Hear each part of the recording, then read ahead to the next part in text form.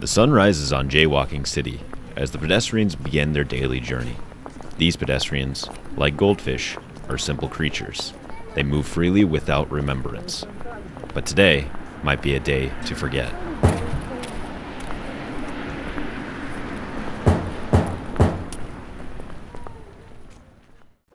False memory is a psychological phenomenon in which an individual recalls an imagined event that never happened.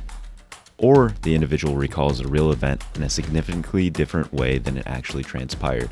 False memory has many real-world implications, such as false convictions in court proceedings.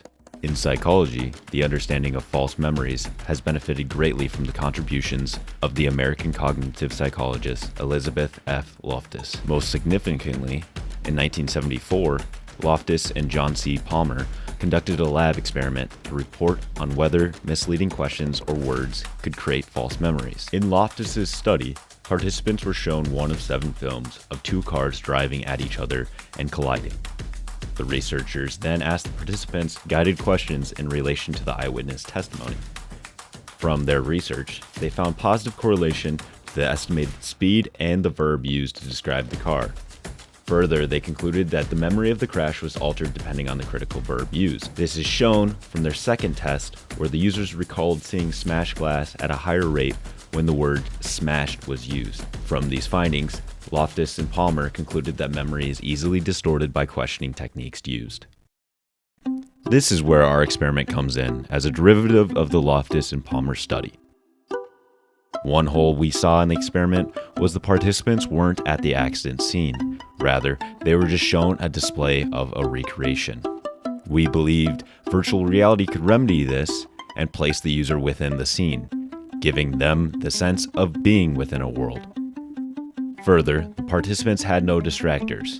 Therefore, they could simply focus on the car itself. This would be unlike a real accident.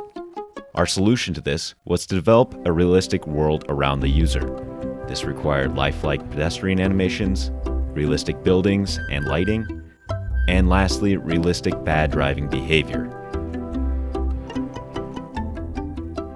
All of this to get our participants a more realistic scene to be able to analyze how well they could recall the accidents and scene in a more immersive environment. For our study, we selected 9 participants to run through 2 simulations to analyze how well they could remember their scene and the accidents surrounding them.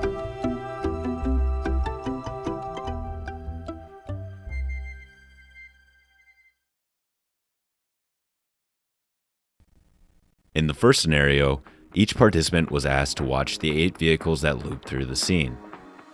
The participants were not told that there would be an accident, though they knew that the vehicles would drive poorly. After both randomly generated pedestrians were hit, the simulation stopped, and we polled them on what they had witnessed. The participant was asked then to describe the fatal accidents, including the description of the pedestrian and the description of the car that hit them. We then asked them what speed the car went with a different critical verb to see if the speeds changed with the verb used. In the second simulation, we tasked the participants with a memory challenge. This was accomplished by overwhelming them with the number of accidents within the scene.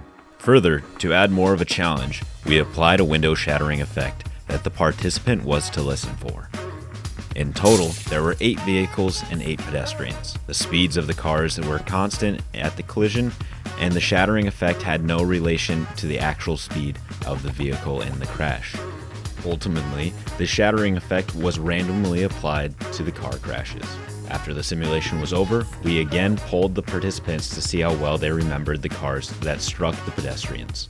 We also then asked how fast the cars were going to try to understand if there would be a relation to the speed of the car with broken windshields within the user's answers.